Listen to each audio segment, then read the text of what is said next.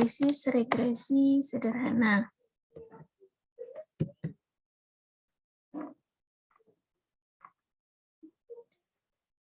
Oke, di awal kita akan mengetahui untuk pengertian regresi.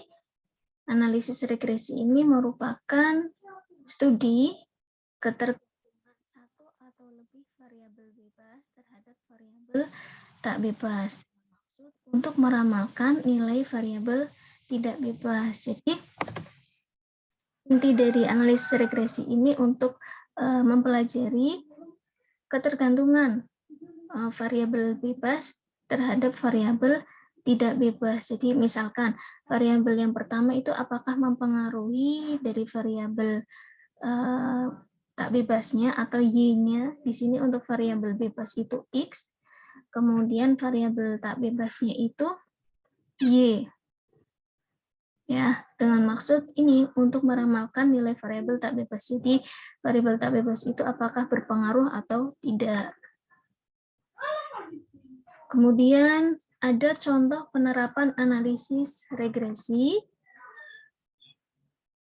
Di sini yang pertama, analisis regresi antara tinggi orang tua terhadap tinggi anaknya. Jadi, apakah berpengaruh tinggi orang tua itu terhadap tinggi anaknya? Kemudian yang kedua, analisis regresi antara pendapatan terhadap konsumsi rumah tangga. Jadi, dianalisis nih, apakah pendapatan itu berpengaruh atau tidak terhadap konsumsi rumah tangga. Tingkat pendapatan itu apakah berpengaruh atau tidak. Misalkan pendapatannya semakin tinggi, maka tingkat konsumsinya semakin tinggi juga. Nah, misalkan seperti itu. Kemudian yang ketiga, analisis regresi antara harga terhadap penjualan barang. Misalkan harganya naik, apakah tingkat penjualannya itu akan turun atau malah akan naik. Kemudian yang keempat, analisis regresi antara tingkat upah terhadap tingkat pengangguran. Kemudian yang kelima, analisis regresi antara tingkat suku bunga bank terhadap harga saham. Jadi, apakah variabel yang satu itu berpengaruh terhadap variabel yang lain? Ini merupakan contoh penerapan dari analisis regresi. Kemudian yang keenam, ini ada lagi analisis regresi antara biaya periklanan, biaya iklan ya terhadap volume penjualan perusahaan. Itu tadi contoh penerapannya. Kemudian ketergantungan statistik versus fungsional.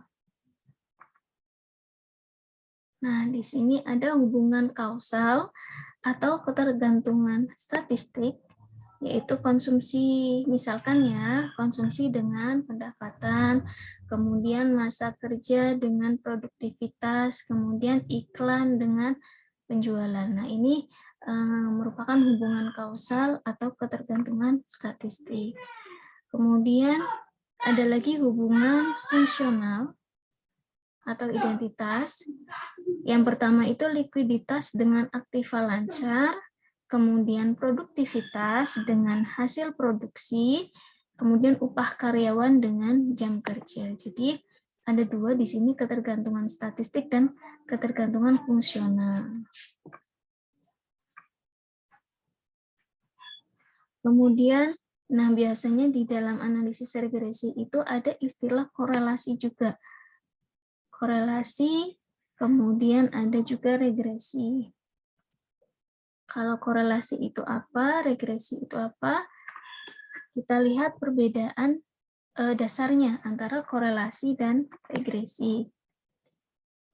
Yang pertama, korelasi hanya menunjukkan sekedar hubungan. Jadi hubungannya bagaimana? Hubungan antara A dan B, korelasinya bagaimana? Kemudian yang kedua, dalam korelasi, variabel itu tidak ada istilah tergantung dan variabel bebas. Jadi di dalam korelasi itu tidak ada istilah variabel bebas dan variabel tak bebas. Kalau di dalam regresi itu ada istilah tersebut. Nah, ini kalau regresi itu menunjukkan hubungan pengaruh. Jadi kalau yang pertama itu korelasi itu menunjukkan sekedar hubungan, apakah hubungannya baik-baik saja. Kemudian yang kedua, yang regresi ini menunjukkan hubungan pengaruh. Jadi pengaruhnya bagaimana? Jadi lebih dalam lagi. Jadi yang pertama itu korelasinya dulu bagaimana, kemudian yang kedua itu pengaruhnya bagaimana. Nah, pengaruh ini dipelajari dalam regresi.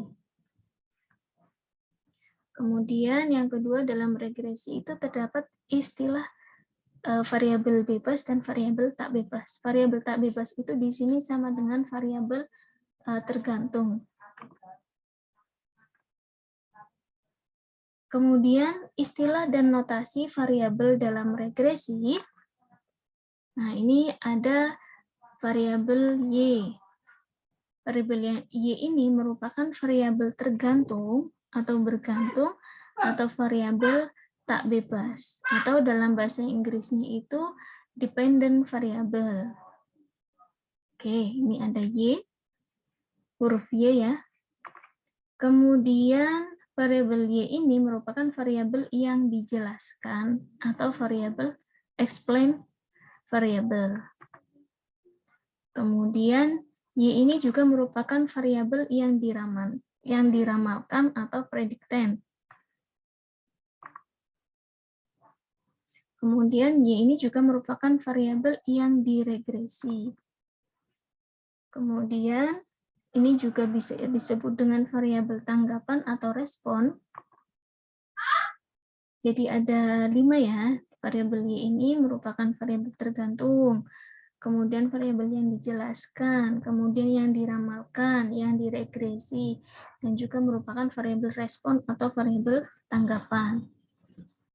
Selanjutnya ada huruf X, ini merupakan variabel bebas, atau bisa juga disebut dengan independent variable. Kemudian variabel yang menjelaskan, kalau Y tadi yang dijelaskan, kalau X ini yang menjelaskan, atau explanatory variable. Yang ketiga ini merupakan variabel peramal atau prediktor. Kalau tadi variabel yang diramalkan, kalau ini merupakan variabel peramal. Kemudian variabel yang meregresi atau regresor. Kemudian variabel perangsang atau kendali atau stimulus variabel atau control variabel. Oke. Gitu. Ini merupakan perbedaan dari variabel atau istilah dari variabel, notasi variabel dalam regresi. Oke, selanjutnya ada persamaan regresi. Di sini persamaan regresi linear sederhana. Jadi kita hari ini mempelajari untuk regresi linear sederhana terlebih dahulu, nanti ada regresi linear berganda. Nah, ini persamaan regresi linear sederhananya.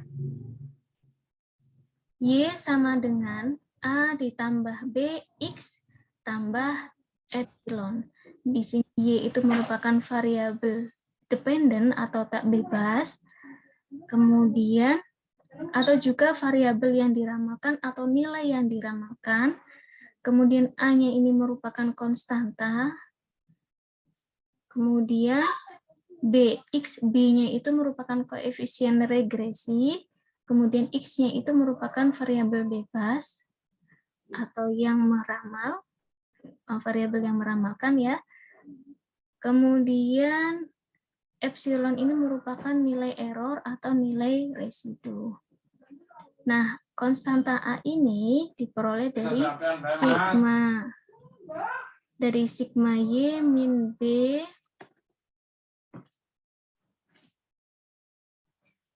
sigma Y min B dalam kurung sigma X per N. Kemudian konstanta B-nya atau koefisien regresinya ini ada rumusnya juga. yaitu N dalam kurung sigma XY perkalian XY dikurangi sigma X dikali sigma Y dibagi N dalam kurung sigma X kuadrat min sigma X dikuadratkan. Kemudian di sini ada contoh kasus.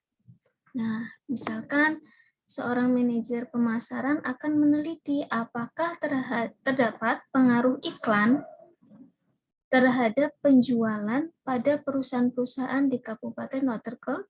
Untuk kepentingan penelitian tersebut diambil 8 perusahaan sejenis yang telah melakukan promosi. Jadi ini yang akan diteliti itu apakah iklan itu berpengaruh terhadap penjualan. Ya, dengan data yang diteliti itu ada 8 perusahaan yang telah melakukan promosi. Penyelesaiannya di sini misalkan diambil judul pengamatannya itu pengaruh biaya promosi terhadap penjualan perusahaan. Jadi ini pengaruh ya. Regresi itu berarti pengaruh hubungan. Pengaruh hubungan biaya promosi terhadap penjualan perusahaan.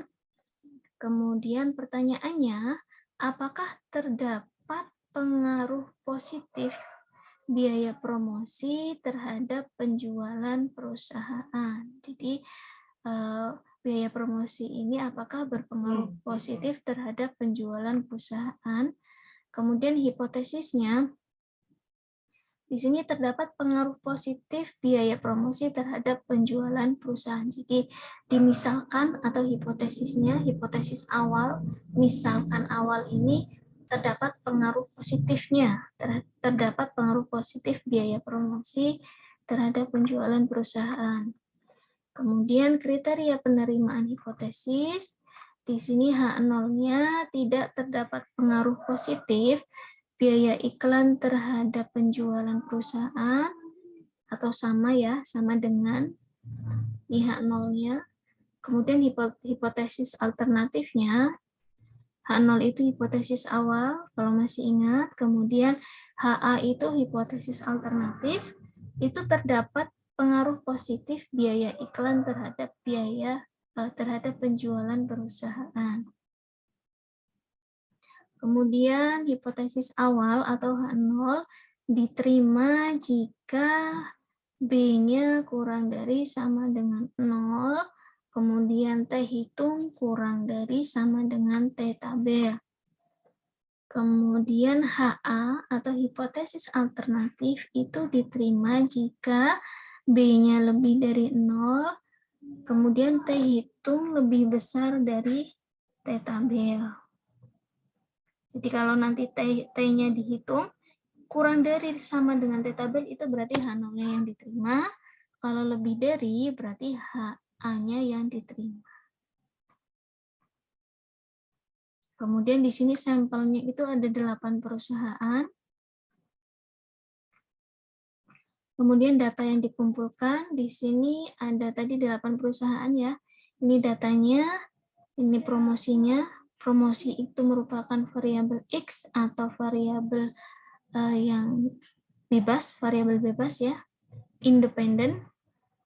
Ini datanya 8.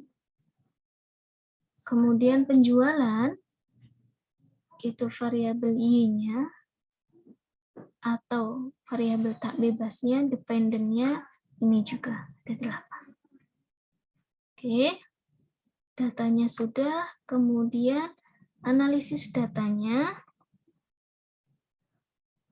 Nah, untuk analisis data diperlukan perhitungan ini. Ada 8 perhitungan, langkah-langkahnya. Yang pertama itu persamaan regresi, kemudian yang kedua nilai prediksi, kemudian yang ketiga itu koefisien determinasi, yang keempat kesalahan baku estimasi, yang kelima kesalahan baku koefisien regresi, yang keenam nilai F hitung, yang ketujuh nilai T hitung, yang kedelapan kesimpulan. Nah, persamaan regresi terlebih dahulu. Nah, untuk memperoleh persamaan regresi, kita harus menghitung ini dulu nih. Ada XY, X kali Y, kemudian ada X kuadrat, kemudian Y kuadrat. 8 data tadi atau sampel tadi, ini ada sampel X, sampel Y-nya, kemudian kita hitung X, Y, X kuadrat, dan Y kuadrat. Kita buat tabel.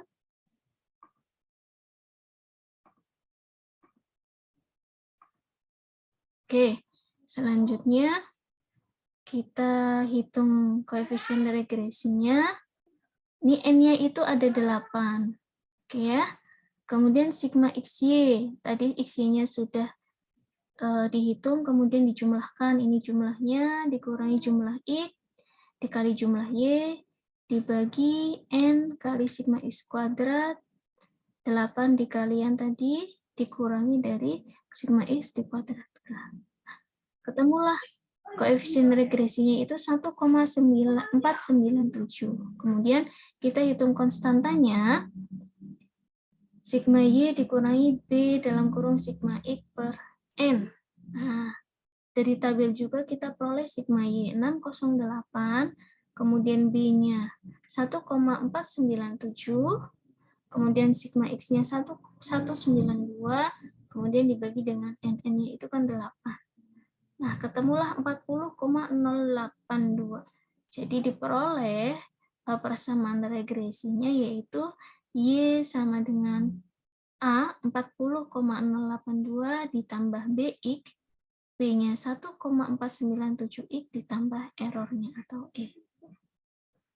Diperoleh persamaan regresinya. Selanjutnya ada nilai prediksinya. Nah, nilai prediksi ini antara lain berapa besarnya penjualan jika promosi sebesar 20%. Nah, jika promosinya itu 20, bukan 20% ya, 20 ya. Jika promosinya itu 20, berapa besarnya penjualan? Nah, ini nilai prediksinya kita masukkan ke dalam persamaan regresi. Ini A-nya tadi 40,082. Promosi kan berarti tadi variabel X ya, variabel bebasnya. X-nya kita ganti dengan 20. Ini A ditambah BX.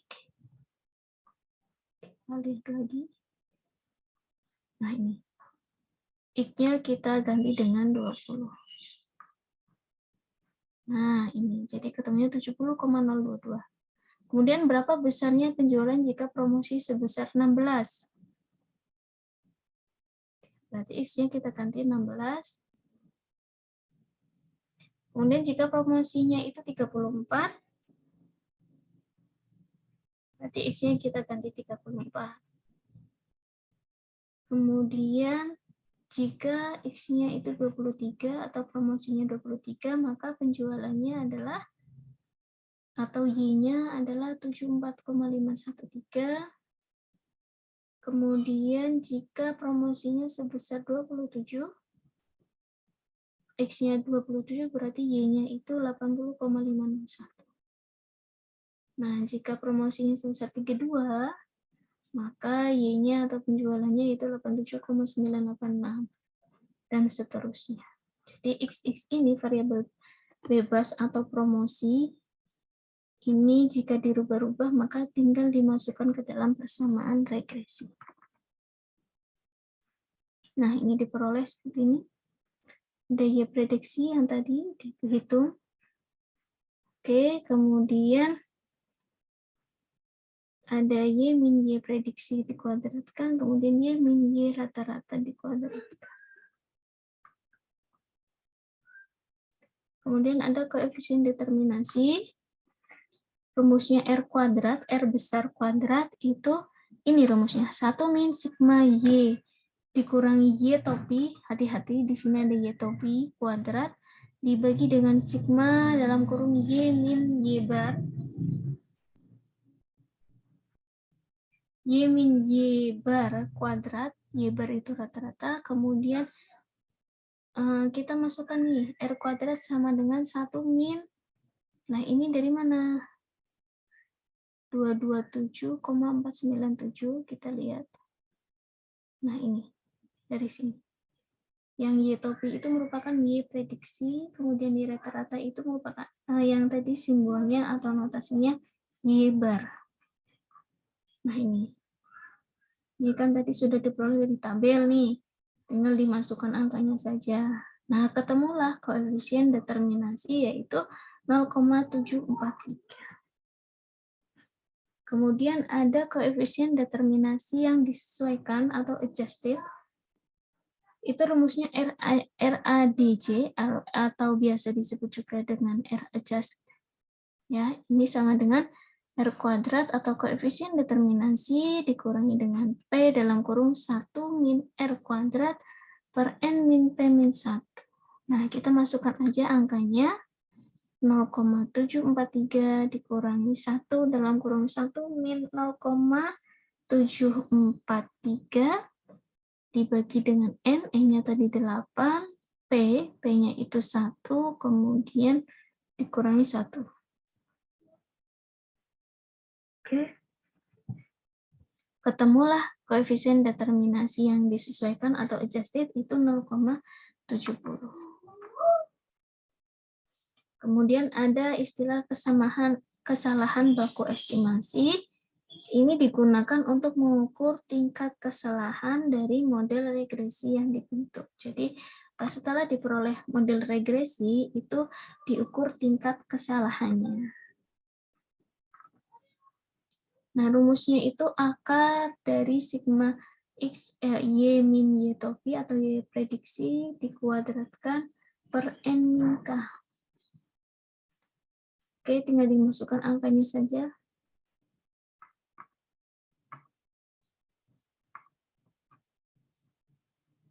Ketemunya 6,1576. Kemudian ada standar error koefisien regresi.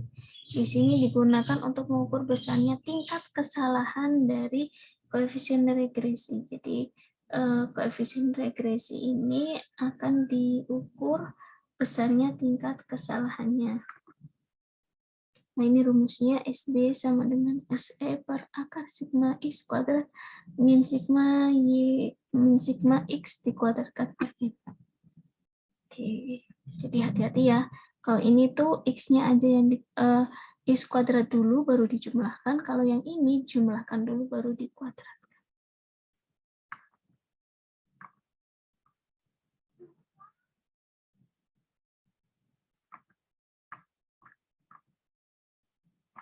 Kemudian ada UJF nih. UJF itu digunakan untuk menguji ketepatan model. Apakah nilai prediksi itu mampu menggambarkan kondisi yang sesungguhnya. Ini H0-nya itu diterima jika F hitung kurang dari sama dengan F tabel.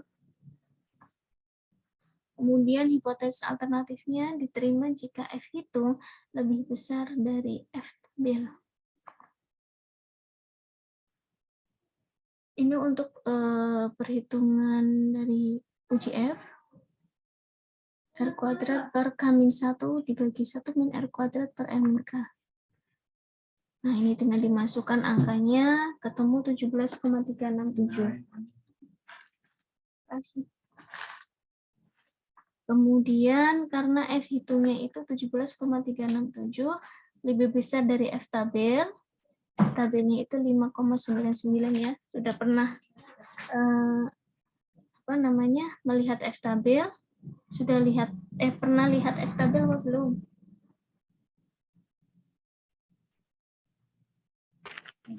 Sama kayak yang di statistika kemarin bukan sih, Bu? Yang metode Metstat 2 itu sama. Di sini F tabelnya 5,99, maka persamaan regresinya dinyatakan baik atau good of fit. Ya, atau HA-nya itu diterima. F hitung lebih besar dari F tabel. Selanjutnya ada uji T. Uji T ini digunakan untuk mengetahui pengaruh variabel bebas terhadap variabel bergantung. Nah, ini H0-nya diterima jika T hitungnya kurang dari sama dengan T tabel, Kemudian HA-nya itu diterima jika T hitung lebih besar dari T tabel. Ini merupakan rumus T hitung. Ini BJ-nya, BJ per SBJ. 4,167. Nah, di sini T hitungnya 4,167 lebih besar dari T tabel yaitu 1,943, maka HA-nya itu diterima. Artinya ada pengaruh iklan terhadap penjumlahan. Jadi iklan itu ternyata ada pengaruhnya terhadap penjualan. Nah, kemudian ada kesimpulan dan implikasi. Di sini kesimpulan, terdapat pengaruh positif biaya periklanan terhadap volume penjualan. Kemudian implikasinya, sebaiknya perusahaan terus meningkatkan periklanan agar penjualan meningkat.